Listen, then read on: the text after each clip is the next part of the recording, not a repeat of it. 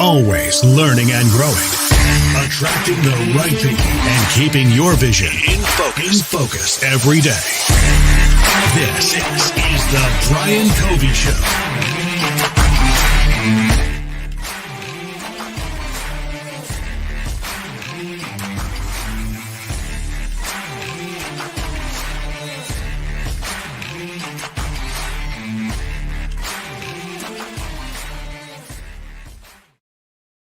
What's happening, guys? Hey, it's Brian Covey, and today is going to be a great episode. So if you've seen the previews, you know my background with sports. I love having athletes on, but more importantly, I love having athletes on that have moved past that career where they were successful and are now making an impact. And Anthony Trucks is doing big things. I mean, the guy has a podcast. I was looking at all the coaching that you have going right now. And then I was actually looking at the identity shifting pieces that you're actually coaching people through 2020, where we've gone absolutely crazy. People don't even know what's happening.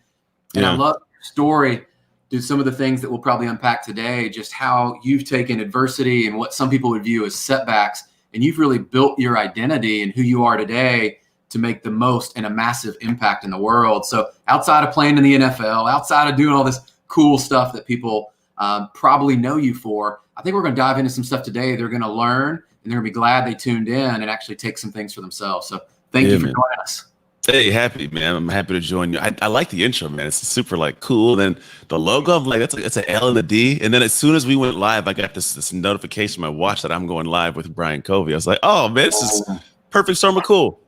Dude, we're trying. You know, this has been one. So I just launched the podcast this year, and I know you're doing a bunch of these, and we were laughing before we got on. It's like, back to back. And it's almost this new world of podcasting and how do we connect up with other people? We're not traveling like we used to do, and to connect up with great people. It's actually I think it's become easier. I don't know about you, but I'm connected up with guys like yourself that probably if we'd been going at full pace and we were traveling like we were, maybe we don't make connections, right? No, 100%. I've actually found that I've had great connections, met new people. I've probably done, I'm not even joking, probably at least on average 10 podcasts a week over the last probably 4 or 5 weeks, which is fine because typically I'd be on a flight to a stage, on a stage, off the stage. So the time is just being used to reach more people as opposed to just that audience. So I'm actually enjoying it. Yeah, and I know we'll talk about it today. I've seen these two camps out there today. The people that have shifted and they've adapted and realized, okay, whatever it is that I do to serve people or to make an income and all that, I figured it out. And there's the other camp still kind of fighting, going, I'm not sure. Either I'm not sure or I'm not willing to do it. Right? Yeah, that's actually a definitive separation. I like that. There's still kind of two camps for sure. They're doing that. Before we jump into the content, which I know everybody's going to be digging that, let's give them a little background, a little bit about your story, because as I was, kind of researching beforehand, and I was really fascinated by just your early upbringing and just kind of how you've gotten to where you are. Yeah, so I'll give you kind of a Reader's Digest. If you guys remember Reader's Digest, quick little short version. My realm of work's identity and helping people upgrade how they operate to reach their full potential. That's really my focus. And I do it in the realm of identity, which we'll unpack. But the reason identity is my thing is because life kind of gave me a weird hand, and it just always threw me into situations of identity being this weird thing I've had to navigate. So I was given away at 3, didn't know who I was as a foster kid, and bounced around, abused. A lot of weird things happened as a kid. 6 years old, I got put into a family, which is my current family. Grew up very poor in an all-white family as the only black man. So there's that dynamic of identity. My mom got diagnosed with MS when I was 14 and finally adopted. Then I played football. I sucked at it, which we always try something we want to do and we suck at it. And I walked away from it after a bit, but ended up coming back and becoming great at it. So much so I got a college scholarship, went to college, had a kid in college sophomore year. Don't recommend anybody does that. Met my real dad. So now I have these identities that are just stacking and stacking and stacking. I don't know how to navigate them all. Play in the NFL after college. NFL stands for not for long. So you get in, you get hurt, you get out. After in my third year. And I had this massive crisis of who in the world is Anthony without this football thing? And this is if somebody's graduated college, sent a kid to college, lost a job, left the military, lost a job, lost a loved one. You're hit with these things that shut people down, and they never kind of come back from them sometimes. And that was kind of my journey of figuring out, who is Ant? Broke my marriage after the NFL, got divorced, bad dad, out of shape. I wasn't anybody without the football thing. My business I'd started was tanking. Dude, the perfect storm of crazy. And at one point didn't want to be here, we'll call it. I'm like, if this is life after football, I don't want this, man. This isn't, and it's a natural feeling. And then I came out of it and figured out that there's a lot of things I had to do to work on myself. And Even though I invested a ton of money at this time into tools and programs and all these different things to make myself better, still wasn't working. And then I figured it out. I understood there was a special thing that successful people have that I didn't have. And it wasn't just mindset, because I had a great mindset, but I was still faltering. Yeah. And after a while, I figured it out. I fixed my marriage. I'm now happily married after 3 years divorce from my high school sweetheart, 3 kids, an amazing, incredible marriage. I have an amazing business. I get to help people. I'm in shape. I get to spend time with my kids. I get to give back and help other people's lives. So at this point in my life, man, identity has been a thing that's a phenomenal tool I use for people. And it'll make sense when we go through it to help them achieve their dreams. Identity can help you achieve your dreams if you understand it and then utilize it. Man, I love that. And I'm sure people can go and they can read in and see more. Your story really inspired me, because I think too often we see the finished product and guys like you, and they look at the highlights and they go, oh, here's the highlight reel. And they miss the things that were really the character builders. And you talk about the identity builders.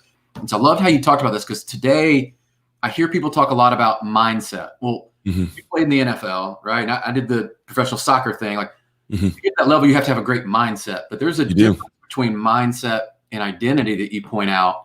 So what would you talk about as you kind of share that? What are the differences that people always talk about mindset, but they don't really get into identity?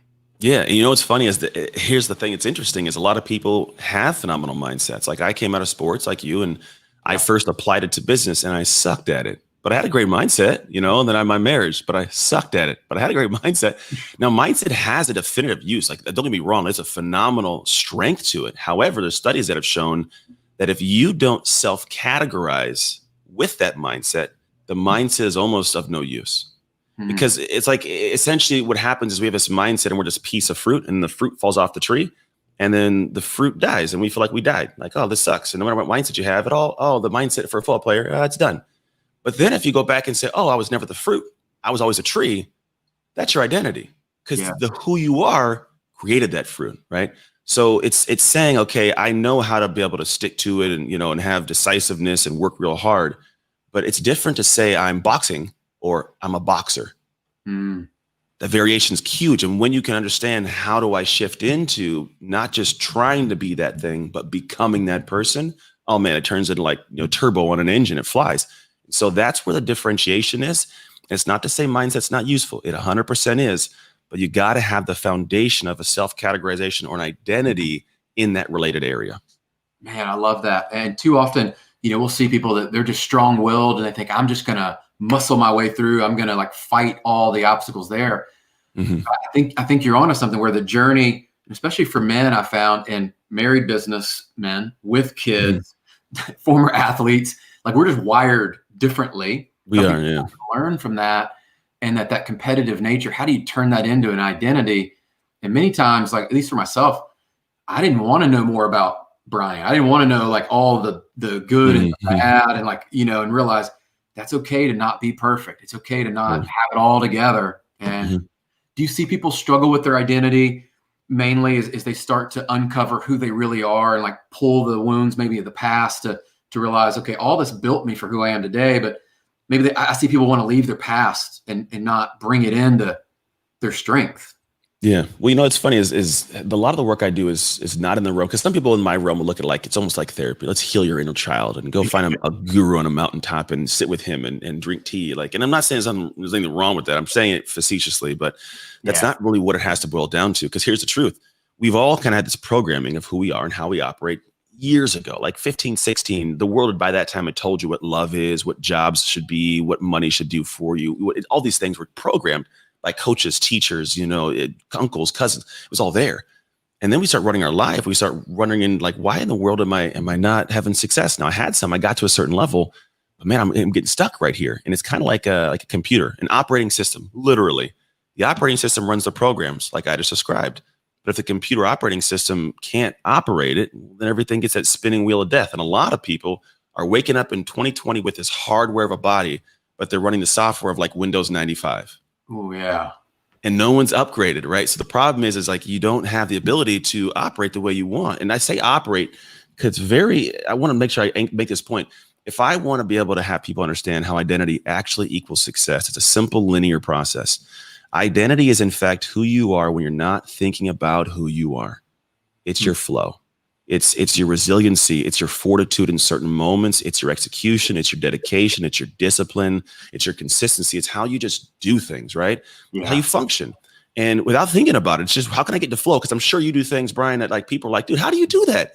And it's just like, oh, it's just my normal Tuesday morning, man, right? That flow, that operation is what turns into your performance, how you actually show up. Your performance determines your success. Yes. That's why when you watch Tom Brady like playing football, you're not like, they'd say it like, oh, dude's operating in that offense, man. He just operates in flow. He just look at dink, dink, dink, knocking around. Well, that determines his performance numbers and score, which then says he's the greatest of all time, right? Right. So when we look at this, what I want people to grasp is like those are the stages you kind of got to go through, and identity is that piece we got to kind of flow from.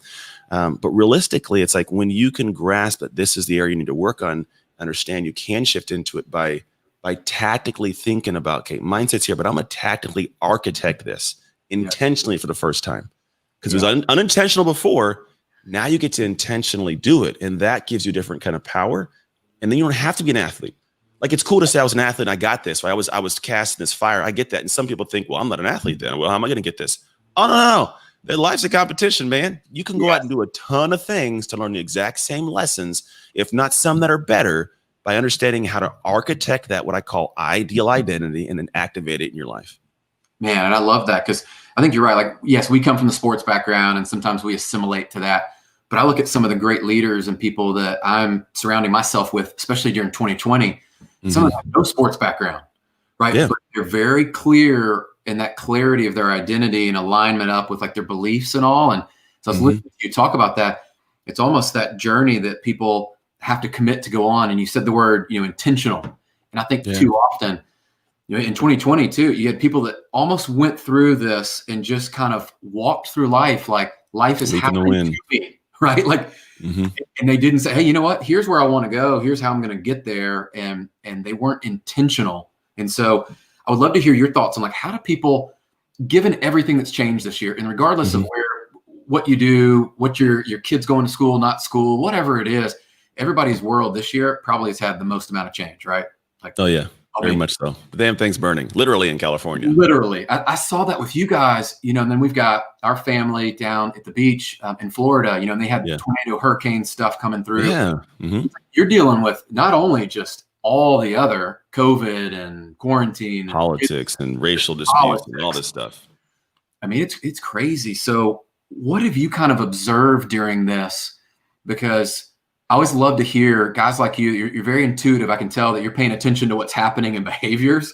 Yeah. Like, what have you observed with people during this that, the ones, let's start with the ones that are thriving, right? Like the ones that are like, they're performing. So essentially, a lot of us in life, we have the proactive shifts. My world's identity, and I say the word shift. And what I mean is like to shift into something. You get it. I hope you guys get it. So the idea is a lot of it's proactive. I want to lose weight. I want to be happier by, being more free. I want to experience something. I want to quit my job. I want to get married, whatever it is. I want to do this thing, proactive. Yeah. But then the world says, hey, here's something. And you're now in a reactive position. You're on your heels. Some people keep stumbling backwards. Some sink their hips, plant that foot, and get their stability back. And if you think about that visual, someone took an action. They didn't just go like a leaf in the wind. They said, I'm going to act against this. And that's the big key. I tell people what you create creates you. Ooh. Big thing to write down. And there's another statement I tell people is action ends suffering. The action I take will end the suffering. But then a lot of people are like, why? What's the point? Here's why. Because when you create something, the idea is I look at like, how do I get you to become that person? Not how I'll get you to try to do the things that person does. Because at some point, it'll be overwhelming, too much willpower. You will give up because you don't identify. You haven't categorized yourself as that person. So you'll stop. You'll make a good excuse. It's not who I am anyways, right? But my thing is like, how do I get you to categorize and how do I get you to become that person? The way you do it and the way that people are succeeding is they said, all right, well, in the past, they may not have consciously thought this, but in the past, they just, when they were in troublesome times, they just did something.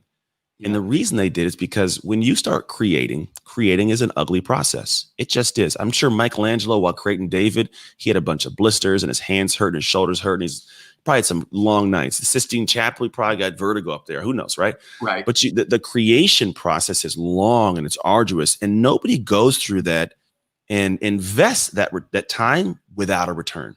There's no way. And the thing is, when I'm investing of the time, the return is who I am.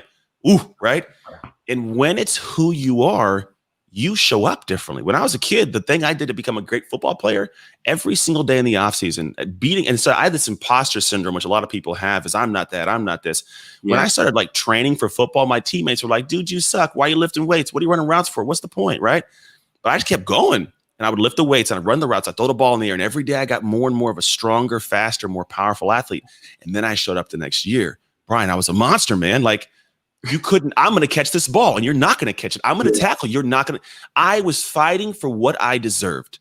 And here's the crazy part. Because people are not creating, they don't think they deserve much. Wow. So they are fighting for what they deserve, but they're fighting for far too little. And it's not a matter of what I deserve now, but what have I earned in the background when you weren't watching? And that's the creation process. It's stepping back up to the plate and hitting the ball again, even though you struck out 10 times. It's feeling the pain of the fact that you suck. But what's unique is those who step back up, they intuitively have something they know now that makes it a little less pain and a little less pain, and a little less failure, a little bit less. But they kept stepping up, whereas you walked away and made an excuse and said, oh, COVID hit and this is all crazy. And this, but those people that said, hey, I'm going to keep it in the pain. What they do is eventually they get to zero pain, and zero pain is not zero. It's joy. I'm killing it now. Hey, look at me. I'm loving it, right? There's a difference to it. So the difference between people who are succeeding now and those who aren't succeeding is the ones who went and did something and they've created a new version or a new upgrade to their identity. Wow. And I love how you went through that, because I think too often we don't think about, it's almost like the creation is dreaming, like who am I? Who could I be? And I'm always trying to figure like, what is my potential? Like, I haven't figured it out yet. I mean, I believe like you and I both, like we haven't figured out yet what is our best version. I'm trying to be that person today. But the reality is I know tomorrow I need to be better than I was today. But how do I get there? And so how do people, you were talking about like, leaning in, like getting your hips in, like all those things. And I think about that sports analogy, of course. And it's like, how do people take like actual action towards that? If they're listening and going like, Anthony, that sounds awesome. Like I want to be creative. How do I do it? I want to create this better me. I don't want to suck, No. So first thing is, it's just like in football, right? I played football. I'm sure you played soccer. There are specific biomechanic positions we're taught of how to change direction, how to move, how to run. We're taught how to take the action. Yeah. Unfortunately, a lot of people aren't taught how to take the action. So you're hitting it dead on. I love it. Because essentially the thing is you got to go and do some specific like tactical work before you try to get into flow. And there's a process I use called the shift method. It's mine. It's trademarked. It's a very specific thing that works. I got Amazon execs in the company that I've worked with down to moms and dads who just want to work on their marriage, right? It's the simple process, but it's difficult to do. But it's fun at the same time because you understand why you're doing it. And here's what it is. See, shift, sustain. 3 stages for the shift method. Shift is the stage most people jump into. They just start doing work. Yes. I'm just going to do some work. I'm going to do some things. What are you going to do? I don't know. I'm just going to do some things. And then it's like, oh, what? Well, because Brian did it on his thing and I'm going to do what Brian does. And okay, cool. It works for Brian. That's why Brian has success, but does it work for you? And this is the thing where most people, they struggle. And I force them to go back to the previous stage, because what they do is what we all do. We start doing things. We climb a ladder. It's leaned against a building. We get all the top and huff and puff, and we look up the top and go, oh man, it's leaned against the wrong building. Ugh. Uh-oh. Right? So I got to go back. And what I tell people is we got to figure out what you really need to work on. And this is interesting because most people want to do it in private. They don't want to have anybody see them sweat. But I find the only way to have great success is to involve other people. But here's what happens. You start understanding what the true work you should be doing is. Like, how do you take the action? Figure out what action to take first. Yeah. Like, it's not hard for me to say, go do something. I can easily tell you that. The problem is you don't have faith that it may work out because you don't know if it's the right stuff. And maybe some guy you don't know told you, right? So I have this process where I make you go back and look at all the things that got you here in the first place and all the things that you may have been, kind of had as I call it pinky finger power. Things that are insignificant but super strong. It's the strongest part of your hand, in fact. And so when they find that out, like now I give people the ability to do the work they were going to do, but sometimes it's less work, but it becomes better in results. And so the first thing to do of all these things is realize you got something you got to work on. We just got to figure out what it is. And a lot of it's going to be stripping down that ego you got that's protecting the bad part of your identity. So isn't that it? And the ego almost ties back when you were talking about the imposter earlier. I had a coach tell me and unpack that one. And it really was kind of a breakthrough for me, but it was like, dude, you're listening to this imposter voice. Like this is literally you telling you can't do something. Yeah. And making you less of a man and less of a leader. Yeah. why are you listening to that person? And once I became aware of it and recognized some of the patterns that were happening, it was freeing. And Yeah. to your point, I was like taking ownership of that and going, okay, that's who I am. Now what? Mm-hmm. Right? Everybody has that. I think it's you should have the imposter feeling when you're trying something you haven't done. Yeah. But the thing is, it doesn't just because you feel that way, there's identification that we have. And then in the head, it's like, I'm not that person. And it's inherent, like, I'll never be that person. I don't want to go out there and do that. Or it's like, I'm not that person. How do I become them? They weren't born that way. Yeah. And this is that perspective switch. You can call it the mindset, the growth versus fixed mindset, just for that area. But once you start understanding, like, oh, like it would make logical sense for me to feel like this since I haven't done this. Okay, I'm in the right place. Let me keep going. Yeah. Whereas most people say, oh, it's not who I am. I don't want to get outed for not being that. Oh, I'm going to tuck back and I'm going to be quiet. I've had clients tell me, kid you not, they're like, well, I want to wait until I'm good on video to start posting videos. It doesn't work that way, man. Like, you kind of got to do that and get feedback, and then you get better over time. But if you get that logic, yeah, man, it's really just a matter of, it's natural, normal. Feel like that. If you're feeling like that, you're in the right space. I love that. And you were talking earlier about you're doing, was it close to 10 podcasts a week right now? Yeah, I'm grinding, man. Yeah. Dude, I mean, and that's where you hear people all the time, they're like, hey, I want to get better at communication. I want to get better at this. And that was one of the reasons why I even launched the podcast, was one, to make an impact. But two, I recognized there were skills and areas of my life I need to get better. Well, yeah. I could watch other people's podcasts, or I could lean in and get involved. Like, and learn from people. And so those are some of the tactics that you see that I think correlate, as I was kind of listening to you talk through, is like, pick those actions and make sure they align up, but then go do them and recognize. I knew I was going to suck at it for a while and still there's like a journey to improve. Yeah. And that's what you kind of watch these other guys. And we talked about is we see their finished product, we hear them, they kind of got some things figured out, but they're all dealing with something. Right. Yeah. They want to address it. And that's the problem. Now you're working all around, like you're cleaning up the room, but you're not taking the stinky fish out of the vent. Sounds good, but like that room could look as clean as you want. Nobody's going to come sit in that couch. No, they're not coming in there. So I'd be curious, we can kind of shift a little bit here. So I know you're a dad, husband, all this stuff balancing. You got 3 kids like me, right? Yeah. Mm-hmm. Dude, how are you navigating through this? Because as a fellow, father and husband, all this stuff, like right now, kids, for us, we just went back to school, actually in person, which is now this is another shift as we go through. How are you managing through that and finding that rhythm and that flow state again? Because it feels like every time we change, now we change again, now we change again. Yeah. And just my life runs very smooth. It's not that I don't have problems. Don't get me wrong. I got things I deal with that are like, oh, dumb headaches. Yeah. But the way that, so this is the thing, I teach people how to do this. Therefore, I probably should have it mastered to an extent for myself. Sure. I have a very specific way I think through my life, at least 4 weeks out from where I sit. And some people will call it productivity. And it sounds good to call it that. Like, I'm very productive and I'm organized and I'm structured. I do block time. But it's not really about productivity alone, because I can have a very specific schedule that says do this. But how many people do you know that have a planner and don't know how to plan, or have a plan and won't execute the plan? Because what happens is we always have these things that take place. And so I call, this is a formula I use within my coaching called the hard way: habits, actions, reactions, and drivers. Why am I doing all the rest of this stuff, right? And so within that, the way that I focus on operating is very key. I look at what it is I'm trying to accomplish. And the problem is people right now operate far below the level their dream demands them to. Mm-hmm. They got a dream, but they're not operating at a certain tick. And the operation can, once you're operating, you can change it to wherever you want. It's just, it's going to flow. So what I do is I have a very specific way where I look at my life and I say, here's what I do, and here's when I do it, and I don't adjust it. I stick with it. But there are specific habits I have that are put in place that have adjusted, right? Based on my kids' schedule and what they're doing. But I still have them and I adjust them, right? Then I have the actions I take. There are big actions that scare me, but I'm aware they do, so I do them, right? That's a very specific way that I do things. And a big one so many people forget about is I want to plan how I react to things. It's not, I can't just be in an emotional space, because some people are very capricious, which means I cannot be up and down. Yes. And you can't take back those minutes sometimes. Sometimes you can't take back that moment. So I'm very keen on how do I react to something? What's my initial fortitude in the moment? And then why am I doing this? I always anchor back to what's my day look like? Why am I doing this today? Why am I in this podcast with Brian today? Like, what are the reasons? And when I'm always anchored to those things, I'm not a leaf in the wind. I do this exercise called roots and fruits with people. There's 5 roots and there's 5 fruits that come from the 5 roots being in place. And what's unique is it's a metaphor for the tree that we are. I talked about earlier, a tree falling off and you're the tree, right? Yeah. Well, essentially, like when the winds of life come blowing, some trees get tossed into the next town. Yeah. But mine just stays. I'm that lone tree with all the buildings blown around, like that's the picture. That's me, right? Because I know how to navigate, manage, and operate. So the roots stay deep, they stay in place, and I produce great fruits.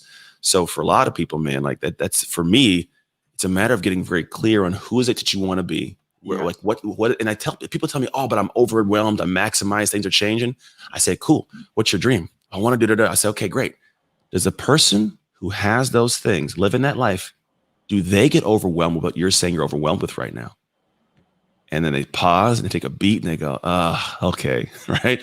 And it's just a realization of like, okay, I got to operate a little bit differently. And then we lean back in. Yeah. When you start realizing what that is and start leveling up, dude, like anything can go crazy right now. I've had a lot of crazy in life, but anything can go crazy. If you understand how to have a practice for focusing on how you're operating, you'll always continue to perform at a high level. And I love that. Listeners out there, you got to go back and rewind that, because that right there, that is something just to put the visual. I think about that tree you're talking about. And I loved one thing that you talked about. I'd love to hear you expand on this. Is you talked about your programming in, or like thinking about how you're going to respond to certain situations ahead of time.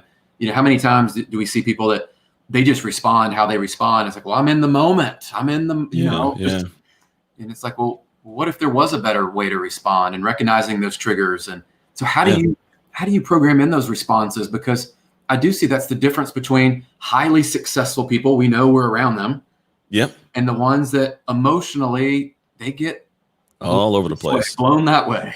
Yeah, because they're chasing things and they're not able to stick into a groove. Like I got to change. This didn't work. Let me toss the whole thing and start again. And to be honest, a lot of it comes down to when we do the architecture process, when I help people design their ideal identity, is like 6 core areas. And I have them do research. It's a process I have them do. Oh, my camera turned off. Don't worry, I'm going to get it back. Cool. Sometimes my camera likes to be all not so fun, but I got you, bro. We're going to come over here.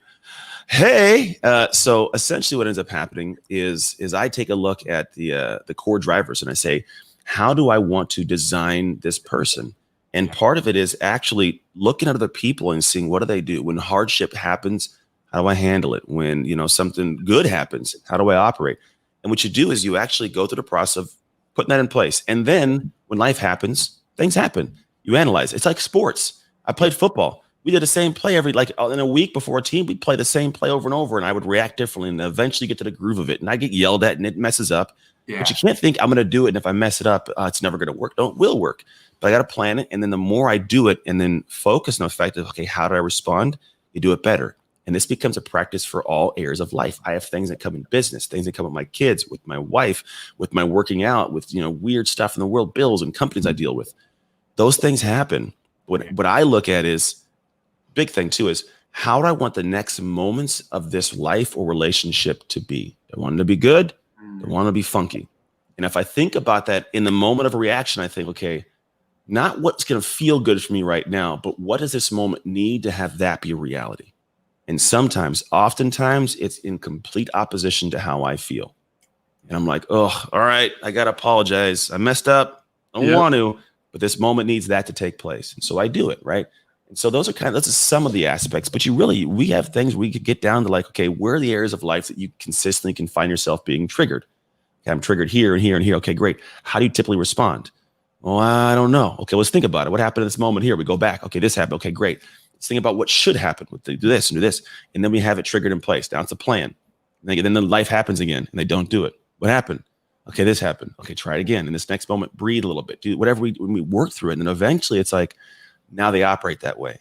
Yeah. And now they don't even think about it. They just do it. And typically, if you want to know like what the good thing to do is, because the majority of people that are in this world are not happy, unfortunately, just based on statistics, I'm like, what would blow this person away with the response I'd give them?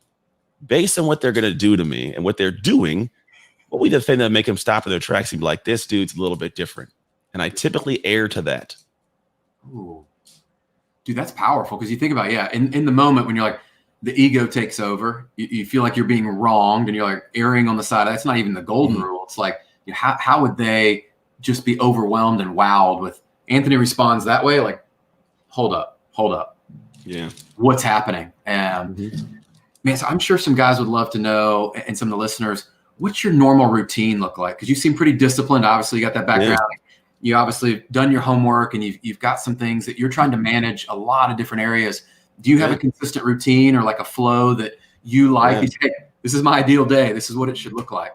Yeah, for sure I do. And I take it back to like how I plan that. So like literally I have this called a GPS planner. I made it for myself and then ended up like getting it created for other people to buy it too. That's It cool. goes out up to 4 weeks from the moment we're at now. And I have sticky notes that I put in here in specific areas.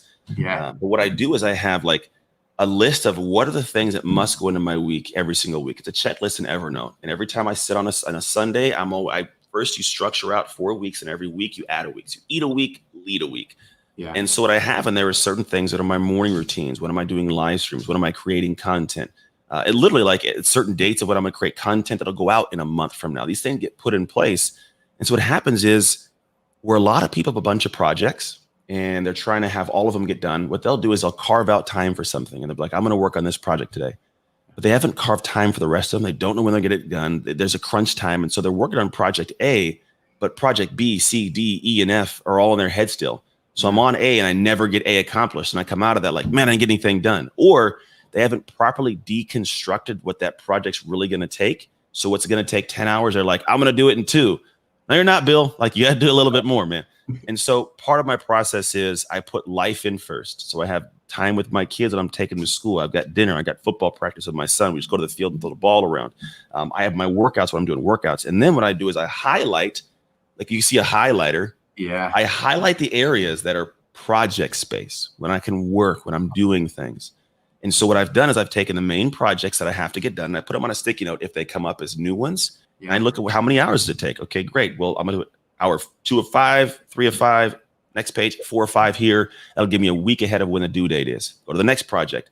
And so they get put in. And what I'm doing is looking at where can something fit. And if for some reason something big comes up, I know where I can take something off and move it around. But I'm operating in a specific way that allows me to as long as I can just stay dialed in to this schedule, my life will run and it'll be amazing. And then yes, moments happen. And this is where the ability to be in the moment and handle emotions and handle the flow. Because if something pops up and I divert my attention, this gets thrown off. I got a wrench in it. And the one thing I know is when I get through my day and I've got everything done on that sheet of paper, dude, I feel good. And I can sit there and hang up my kids and I'm going to worry about anything else because I know everything's going to get done when it's supposed to get done. And I look like I'm hanging out, but I got a ton I get done. Right. And that's the key to my operation. I have, certain things when I work out and do everything, but it's not about what is in your day, but when it's in your day. Ooh, I hope everybody takes note of that. And really, you've covered so many things here that I was excited to unpack with you. And I know we could cover a whole slew more, but I think today, I know for me, thank you, because you've added value to me. There's things that you got me thinking. And I know as people listen back, they're going to be able to apply things from today's show to their life now, which is, that's the plan. Dude, that's incredible. So I always love to make sure we get people plugged in. How can they find you and hear more from you and to make sure they're following along in your journey? Because clearly lots happening and lots of value you're adding. Yeah, it's easy, man. You can go to Instagram or LinkedIn or YouTube, wherever, and send me a message. My main focus on teaching people how to, I teach people specifically how to triple their pretty much level of how they operate, to become the person who operates like triple the speed you do.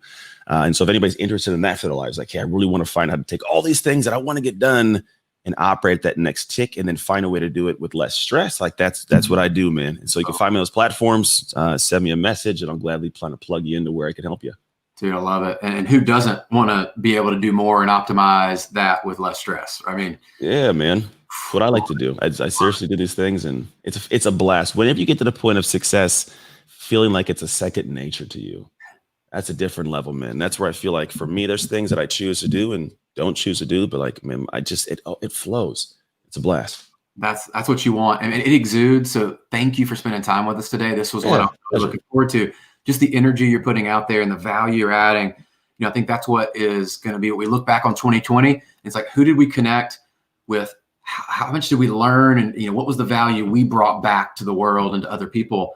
And man, I think there's a lot of us, we're going to look back and you're going to be one of those guys that definitely made an impact on me, the people that I'm around. And I can't wait to see, where this goes.